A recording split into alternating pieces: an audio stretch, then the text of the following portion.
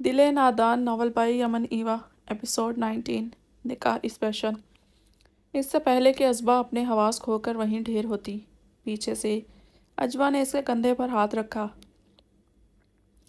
अजबा ने मुड़कर देखा तो आंखें आंसुओं से लबालब भरी हुई थी। सिसकियों को रोकने के चक्कर में लब इतनी सख्ती से भींचे थे कि सफ़ेद हो रहे थे। अजबा ने खामोशी से इसका हाथ थामा और इसे खींचती हुई इसके कमरे में ले गई। पिया, क्या मेरे पापा नहीं हैं? रिमाब भाई, सब ने ऐसा फैसला क्यों किया? मैं यहाँ से चली जाऊँगी। अगर ऐसा कुछ हुआ तो मैं सुसाइड कर लूँगी। अजबा मुसलसल नफ़ी में सर हिलाती सिसकते हुए बोल रही थी। इसने बस रिमाब और अपने निकाह की बात और बाबा और रिमाब की बातें सुनी थी। ऐसा कुछ नहीं एक्चुअली, तुम तो चाचू की रियल बेटी हो। और अजबा को समझ ना आई इसे कैसे समझाए। वो जानती थी अजद साहब से इसकी अटैचमेंट बहुत ज़्यादा थी। वो अजबा का चेहरा तक रही थी। रिमाब भाई अडॉप्टेड हैं, अजवा ने आंखें मीच कर कह दिया। इस झूठ पर अल्लाह माफ़ करे, दिल में दुआ भी कर ली। अजबा के चेहरे पर अफसोस के साए लहराए। मतलब मैं बाबा की ही बेटी? मतलब रिमाब भाई, इसलिए अजबा की हालत थोड़ी बहाल हुई, वरना अजवा को लगा था आज इसका नर्वस ब्रेकडाउन हो जाना था। हाँ, वो पुप्पो के बेटे हैं, इसलिए तो इतना अरसा ज़्यादातर इनके पास रहे। जब दाराम भाई आए तो सबने सोचा अजय चाचू को बेटे की कमी महसूस ना हो। तो अजवा झूठ पर झूठ बोलती दिल में तौबा भी करती रही। अजवा खामोशी से बिस्तर पर लेट गई। आज का दिन इसके नाजुक एहसाब पर बहुत भारी था। शादी टूट चुकी थी, अब तो इसे किसी के सामने जाते हुए भी घबराहट होती थी। इसका सर भारी होने लगा। चाहे वो मेरे स्टेप ब्रदर हैं, मैं इन्हें दिल से भाई मानती रही हूँ। मेरा एक ही भाई है और बाबा वो भी छीन लेना चाहते हैं। मैं ऐसा कभी नहीं होने दूंगी। वो बाजू में मुँह छुपाए रोने लगी। अजवा ने बेबसी से इसे देखती रही। बड़ों के फैसले पर वो अब कुछ नहीं कह सकती थी। रिमाब, ये क्या बकवास है? मैंने नहीं कहा था ऐन वक्त पर शादी ख़त्म करो? दाराम इसकी कभी मरने की बात और कभी दाराम को सब संभालने की मिन्नत पर झंझला गया। प्लीज़ दारी, प्लीज़ यार, वो बहन है मेरी, मैं इससे निकाह मर कर भी नहीं करूँगा। मैंने कभी जाहिर नहीं किया, मगर बचपन से ही इससे बहन समझा है। बस इसके हर वक्त रोने और इसकी अपनी माँ का इससे बुरा रवैया मुझे उलझन देने लग गया था। वरना हर वीकेंड में इसी के लिए घर जाता था। इसे खुद के करीब नहीं किया कभी, मगर इसे बहन ही समझा के। मुझे छोड़ो, मैं तो हूँ ही बुरा, मगर इसने तो मुझे भाई ही समझाना। अब भी बड़ों के इस फैसले पर शदीद बुखार में जल रही है। रिमाब रोने के करीब था। बस इसे ये बात सोचकर ही दम घुटता जा रहा था। मैं क्या कर सकता हूँ? यह सब तुम्हारी वजह से हुआ है। दाराम को इस पर गुस्सा आने लगा। यार तुम कर लो निकाह। रिमाब के जुमले पर दाराम की आंखें फैल गईं और इस वक्त कोई भरोसेमंद है भी नहीं नज़र में। मेरे अलावा वाहिद तुम हो कि मेरी रिप्लेसमेंट में सामने जाओ तो बिना सवाल किए सब निकाह कर देंगे।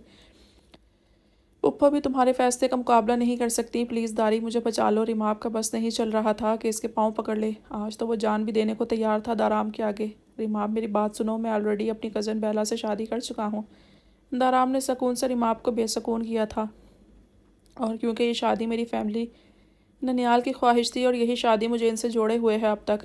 मैं ना बेला को छोड़ सकता हूँ, ना इसके होते हुए किसी और को अपना सकता हूँ।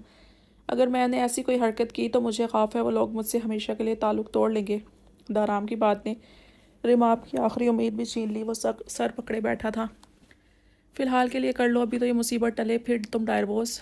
रिमाब के बताए हल ने दाराम का पारा हाई किया। शट अप रिमाब, तुम्हारा दिमाग तो ख़राब हो चुका है। हर उल्टा सीधा फ़ैसला ले रहे हो।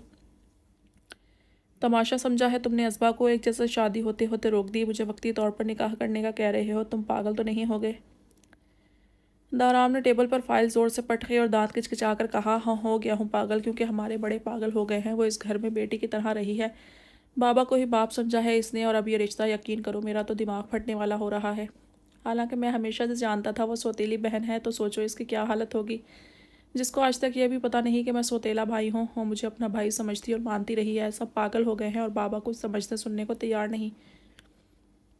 मैं सच कह रहा हूँ, इसके साथ ज़बरदस्ती की गई तो कुछ खाकर मर जाएगी वो।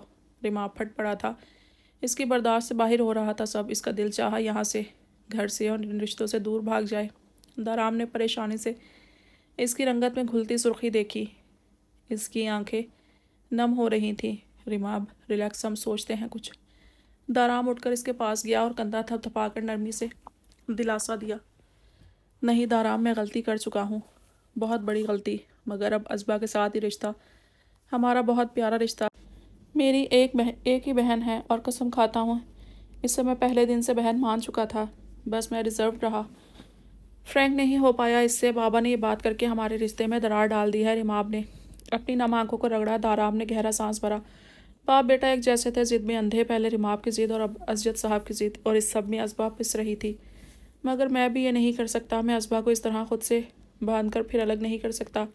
لڑکیاں اپنے رشتے بہت مضبوطی سے نبھاتی ہیں، یہ رشتہ بنا کر اور پھر طلاق دی تو وہ ٹوٹ جائے گی رماب۔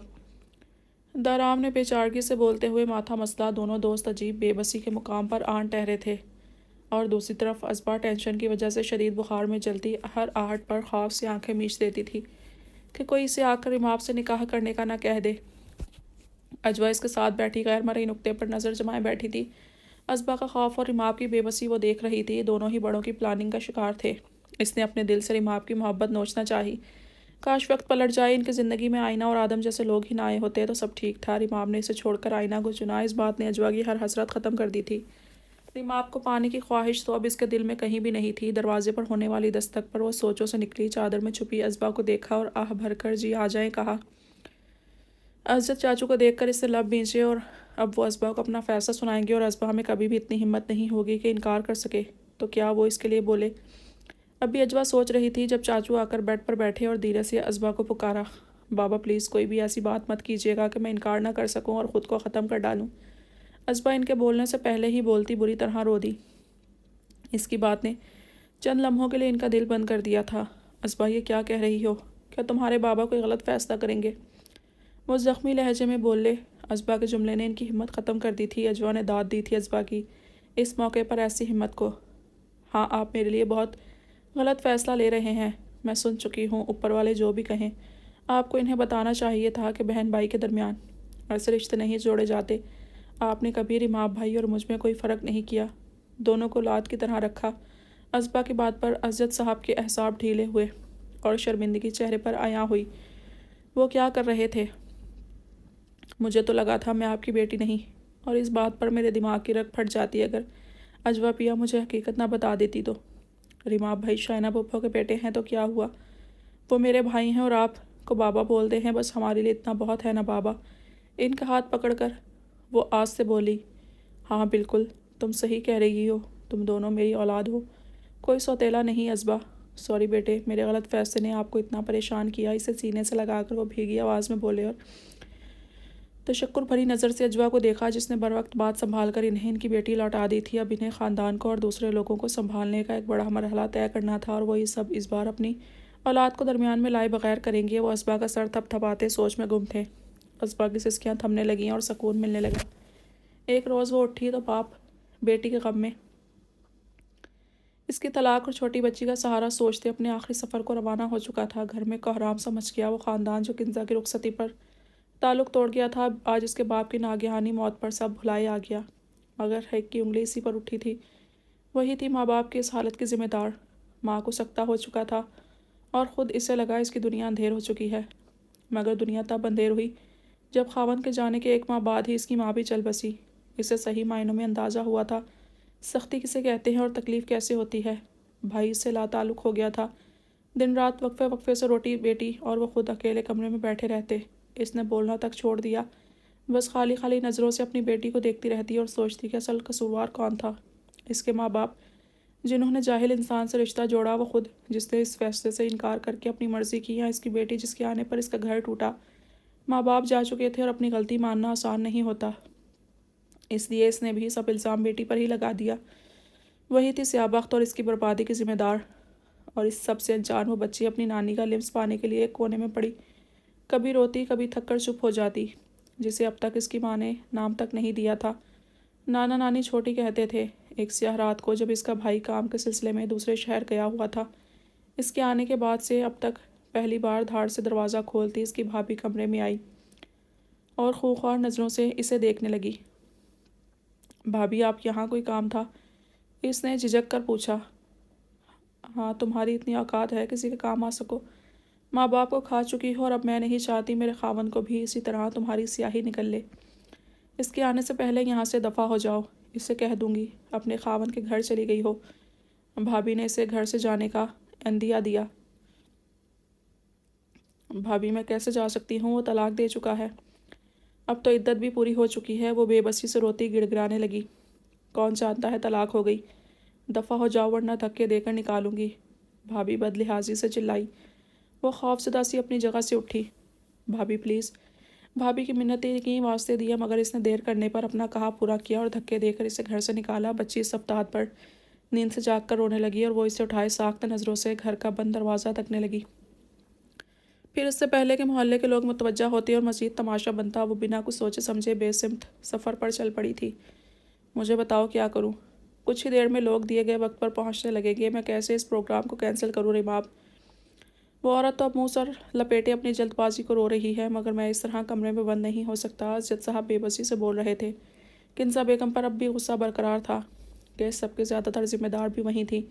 ریماب نے موبائل کی سیاہ خاموش اسکرین دیکھی، مطلب دارام اپنے کہے پر قائم رہا، وہ نہیں آ رہا۔ بابا میں اجمل سے شادی کرنا چاہتا ہوں، تایا جانی سے بات کریں، وہ مجھے معاف کر دیں اور ازبا کی بھی فکر مت کریں۔ ریماب کے اچانک بولے گئے جملے پر وہ ٹھٹکے۔ اوہ، اب منہ کی کھالی تو عزت بچانے کے لیے اجوا نظر آ گئی۔ مگر وہ تمہارا کھلونا نہیں کہ جب چاہو پھینک دو اور جب دل کیا مانگ لیا، اپنا کوئی اور انتظام کرو۔ اتنے صفا چٹ جواب پر ریماب اپنا سموں لے کر رہ گیا تھا۔ اسے ایک بار تایا جانی سے بات کرنا تھی۔ وہ ہمت کرتا ان کے گھر گیا۔ چچی سے معلوم ہوا وہ لائبریری میں ہیں، وہ سیدھا ان کے پاس پہنچا۔ آؤ بھائی دلہا، آج اپنی شادی کے اس وقت یہاں کیسے؟ عابد صاحب اسے دیکھ کر خوش دلی سے بولے تو وہ سر جھکائے ان کے سامنے جا بیٹھا اور ہمت کر کے بولا، تایا جانی مجھے آپ سے بات کرنی تھی، میں اجوا سے شادی کرنا چاہتا ہوں۔ اس نے کہہ کر ان کا حیران چہرہ دیکھا۔ میں جانتا ہوں میں نے پہلے اس کا رشتے سے انکار کر کے بابا اور آپ کو بہت ہرٹ کیا، میں بس مسز ازجد کی ضد میں آ گیا تھا۔ میں جانتا ہوں آپ نے اور بابا نے ہم دونوں کو ہمیشہ ایک ساتھ دیکھا ہے۔ پلیز میری دادانی بھول کر میری اجوا سے شادی کر دیں، میں وعدہ کرتا ہوں اسے ہمیشہ خوش رکھوں گا، اس کی اسٹڈیز بھی کمپلیٹ کرواؤں گا اور کبھی اس پر سختی نہیں کروں گا۔ وہ باقاعدہ التجا کرتے ہوئے وعدے کرنے لگا، بیٹا تم نے جس کی ضد میں یہ سب کیا وہ عورت رشتے میں تمہاری ماں ہے، وہ چاہے ماضی میں جیسی بھی تھی تمہارے لیے وہ دل سے ماں بنی۔ ازجد کو وہ لاوارث حالت میں ملی اور اس سے نکاح میں کیونکہ اس کا کوئی وارث شامل نہ تھا تو سب نے اسے بھاگی ہوئی لڑکی سمجھا اور کبھی عزت نہیں دی، مگر تم جیسا سمجھدار انسان بھی اس مجبور عورت سے ایسا سلوک کرتا ہے؟ مجھے یقین نہیں ہوتا۔ اس نے اپنی اولاد کو نہیں چاہا مگر تم سے ہمیشہ بہت پیار کیا، اس سے بلا وجہ ضد لگانے کا نتیجہ دیکھ لو، ہمیں بھی دکھ دیا، خود بھی ذلیل ہوئے۔ تایا جان تعصب سے سمجھانے لگے۔ وہ سر ڈالے بیٹھا رہا، آج ان کی ہر بات صحیح لگ رہی تھی۔ مجھے معاف کر دیں، وہ ندامت سے بولا، میرے تو تم اب بھی بیٹے ہو، غلطی کی ہے اور اس کا انجام بھی دیکھ لیا۔ میں اجوا کا رشتہ اپنے بہن یا بھائی کے یہاں کرنا چاہتا تھا، چلو دیر سے صحیح، مگر پھر ازبا کا کیا ہوگا؟ تایا جان کی رضامندی سے اس کا بوجھ ہلکا ہوا، وہ یکدم پرسکون سا ہوا۔ ازبا کے لیے اللہ بہتر کرے گا، آج ہی اس کا بھی نکاح ہوگا، میں نے لڑکا دیکھ لیا ہے۔ وہ زبان سے جس اعتماد سے لفظ ادا کر رہا تھا، دل میں اتنا ہی وہم اور پریشانی بڑھ رہی تھی۔ دارام نہ آیا تو کیا کرے گا؟ دیکھ لو آدم خان بھی تمہاری چوائس تھا، اب تمہاری تائی جان کے بھانجے کا آپشن ہے، ان کی بہن کو وہ منا چکی ہیں۔ کاشان اچھا لڑکا ہے لیکن سوچ سمجھ لینا۔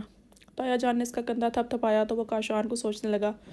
ایک دو بار مل چکا تھا، سلجھا ہوا اور سمجھدار لڑکا تھا، ملٹی نیشنل کمپنی میں بہت اچھی پوسٹ پر تھا، سنجیدہ اور کم گو تھا۔ ریماب کو تسلی محسوس ہوئی۔ میرا تو سر درد سے پھٹا جا رہا ہے ازبا، تمہارے لیے ہر نمونہ کیوں چنا جا رہا ہے؟ بڑی خالہ کا بیٹا تو بہت زبردست ہے، مگر ان کا گھر، اتنے لوگ، چار چار دیورانیاں، بچوں کا ڈھیر اور سخت گیر سی خالہ تو سب کام اپنی نگرانی میں کرواتی ہیں، بس خالو اپنے کام سے کام رکھنے والے ہیں۔ ان کے گھر تو بچوں کو بھی زیادہ کارٹون نہیں دیکھنے دیتے کہ خالہ کو الٹی سیدھی شکلیں نہیں پسند۔ تمہارا گزارا کیسے ہوگا ازبا؟ اجوا کی بات نے بخار اور کمزوری سے جھولتی ازبا کے مشکل سے پرسکون ہوئے اعصاب کو جھٹکا لگایا۔ وہ گلاسز میں اپنی بڑی بڑی آنکھوں کو مزید پھیلا کر اجوا کو دیکھ رہی تھی۔ ایسا ظالم گھر جہاں کام کرنا پڑے اور اینیمیز کوئی نہ دیکھنے دے، اور مجھے دیکھو جب یہاں دل کو سنبھال لیا اور اپنے اندر اس سڑیل مطلب پرست انسان کی خواہش ماری، تب اسے میرا نصیب بنایا جا رہا ہے۔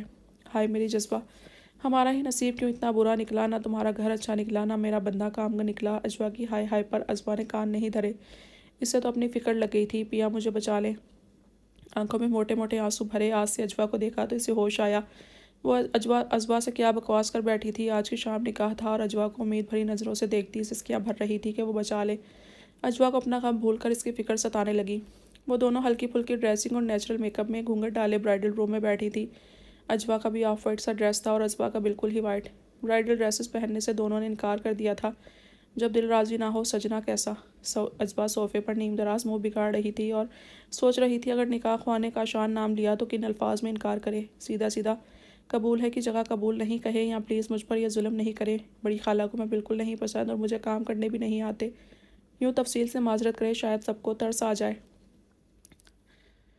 باہر میرج ہال میں رشتہ داروں اور جاننے والوں کی رونق لگی ہوئی تھی۔ کچھ جاننے والے پرانے دلہا دلہن غائب ہو جانے کی وجہ پوچھ رہے تھے، جس کی تائی جان گنزا بیگم اور شائنہ پھپھو الگ الگ کہانیاں سناتی انہیں مطمئن کرنے میں لگی تھی۔ بڑی خالہ اب بھی کرخت سا منہ بنائے ایک سائڈ پر بیٹھی تھیں، اور وہ سوچ چکی تھی کہ ازبا پر بالکل ترس نہیں کھائیں گے اور چند مہینوں کی سخت ٹریننگ کے بعد سب کو اپنا تیار کردہ شاہکار دکھائیں گی کہ دیکھو ٹیری لڑکی کو ایسا بانس کی طرح سیدھا کر دیا۔ ان کا بیٹا ریماب کے ساتھ یوں بیزار صورت بنائے بیٹھا تھا جیسے کسی اور کی شادی میں آیا ہو۔ اس نے ازبا کو نہیں دیکھا تھا، اور ماں نے جو اس کی شخصیت بیان کی تھی، اسے اپنا فیوچر بالکل سیاہ نظر آ رہا تھا۔ ایسے میں مسکرانے کی ہمت کم از کم اس میں بالکل نہیں تھی۔ نکاح کا وقت ہوا، نکاح خواہ تشریف لائے اور پہلے ریماب کا نکاح شروع کیا گیا۔ عین اس کے نکاح کے وقت دارام ہال میں داخل ہوا اور سیدھا ریماب کے پاس جا بیٹھا۔ ریماب اس کے اتنے لیٹ آنے پر ناراض ہوا۔ سنو ریماب، میں بہت ضروری میٹنگز ڈیلے کر کے آیا ہوں اور تمہارے لیے بالکل نہیں آیا۔ ازبا کا نکاح تو نہیں ہوا نا ابھی؟ نکاح کی مبارکباد وصول کرتے ریماب کے کان میں دارام نے سرگوشی کی تو وہ پہلے تو اسے ناسمجھی سے دیکھنے لگا، اور جب بات سمجھ آئی تو خوشی سے اس کا چہرہ کھل اٹھا۔ کاشان سے معذرت کرنے کی تمہید باندھنے لگا تو وہ جلدی سے بول اٹھا، بھائی شرمندہ مت کرے، میں بالکل راضی نہیں تھا، ہمیں خالہ نے مجبور کیا تھا بس۔ اس نے ایمانداری سے کہہ کر وہاں کھڑے اسجد اور عابد صاحب کو بھی حیران کر دیا۔ بڑی خالہ کو پتہ چلا تو کب سے سوچ سوچ کر آدھے ہوتے دماغ میں ٹھنڈک اتری۔ اکڑ کر سب کے درمیان کھڑی شائنہ بیگم کے کان سائیں سائیں کرنے لگے۔ جس لڑکی سے انہیں شدید نفرت تھی، بیٹا اس سے نکاح کرنے آیا بیٹھا تھا۔ باقی سب خوش تھے۔